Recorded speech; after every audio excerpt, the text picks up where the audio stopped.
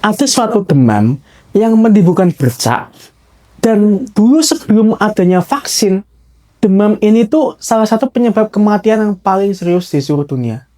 Kita akan membahas tentang campak.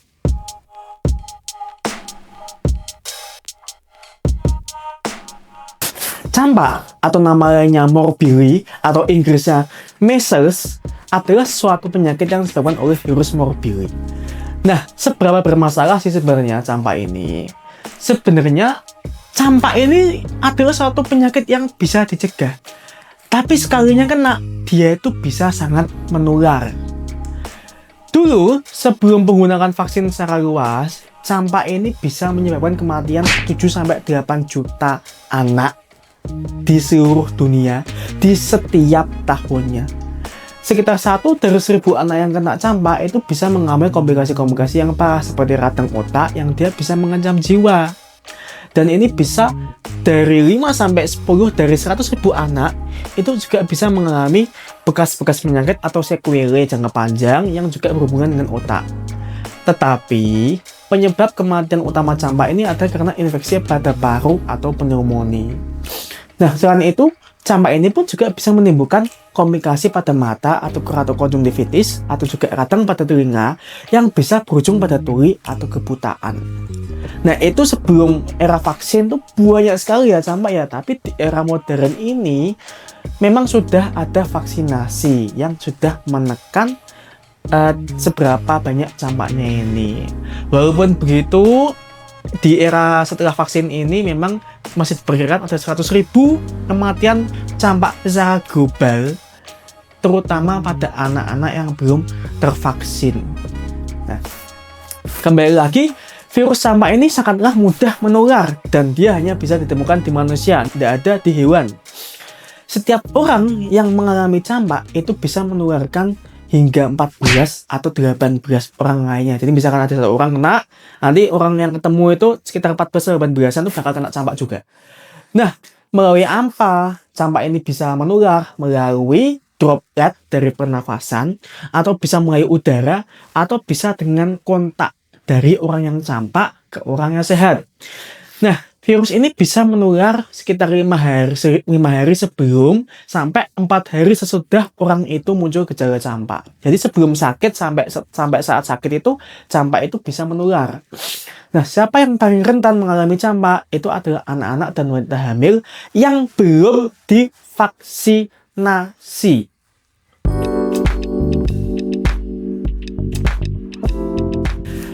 Bagaimana kok bisa campak ini dia terjadi penyakit?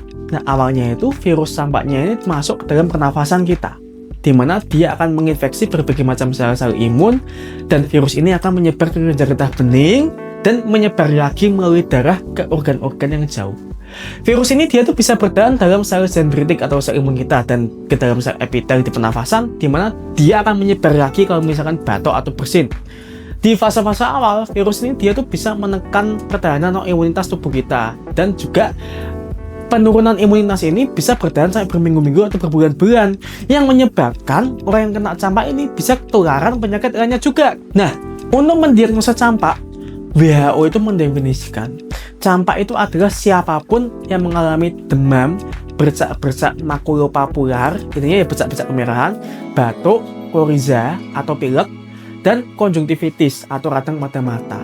Maka campak itu bisa kita identifikasi melalui 3C, cold atau batuk, koriza atau pilek, dan konjungtivitis, radang pada mata. Kalau misalkan ada demam dan juga 3C itu, kemungkinan bisa saja mengarah ke campak. Nah, pada permukaan lidah bisa juga muncul bintik-bintik keputihan, dan itu terjadi 1-2 hari sebelum munculnya bercak. Nah, khusus untuk bercak itu sebenarnya muncul di awalnya dekat rambut, kemudian wajah, kemudian dia bisa menyebar ke bawah. Nah, bercak ini dia tuh muncul 2 minggu setelah paparan virusnya. Jadi sekali lagi, campak itu salah satu kita bisa mengidentifikasinya selain 3C tadi adalah dengan cara kita melihat dari bercaknya ya. Nah, untuk pemeriksaan laboratorium mungkin ada penurunan leukosit atau sel darah putih, juga ada penurunan trombosit. Dan juga virus ini bisa kita deteksi dengan melihat dari genetik dari virusnya. Tapi ya intinya dari gejala klinis pun kita sudah bisa mencurigai kira-kira campak atau bukan. dilakukan.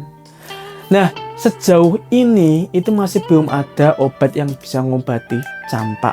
Pengobatan itu hanya suportif atau kita hanya mendukung tubuh kita agar tubuh kita bisa melawan sendiri campaknya.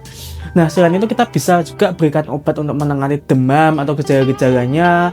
Kita bisa tangani dehidrasi, kita berikan cairan agar tubuh tetap kuat, dan kita usahakan agar campaknya itu tidak menyebar ke orang lain. Dengan cara apa? Mungkin orang yang kena campak itu harus tetap dirawat, diisolasi agar tidak kena orang yang sehat. WHO merekomendasikan memberikan vitamin A untuk orang yang terkena campak ini. Cuman perlu perhatikan dosis saya karena kebanyakan vitamin A juga tidak bagus. Nah, sebagian besar pasien campak itu memang sembuh tanpa komplikasi. Tapi tetap ada resiko perburukan yang bisa berujung ke komplikasi-komplikasi lainnya seperti komplikasi pada mata, pada telinga, bisa diare yang parah, dan bisa saja karena campak ini pertahanan tubuh kita menurun, bisa kena infeksi penyakit lainnya. Nah, sekarang lebih penting lagi adalah, Dok, bagaimana cara kita mencegah campaknya?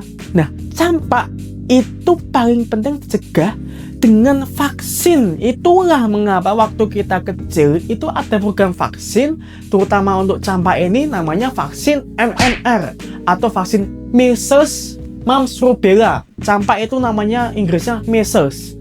Nah, kalau misalkan orang itu sudah divaksin dengan lengkap, itu kira-kira bisa memberikan perlindungan 97% dan terbukti vaksin ini bisa menurunkan jumlah kasus campak. Itulah mengapa sekali lagi kenapa kok campak itu lebih sering pada orang-orang yang tidak tervaksinasi ya karena pada dasarnya yang bisa melindungi kita itu adalah vaksin.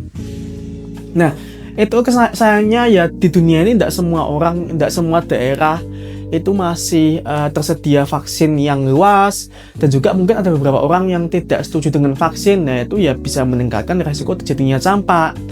Kesimpulannya, campak ini memang dahulu itu adalah penyakit yang sangat mematikan, kemudian seiringnya ada vaksin, lama-lama mulai menjadi lebih ringan atau jadi tidak terlalu bermasalah karena sudah tidak terlalu banyak tertular.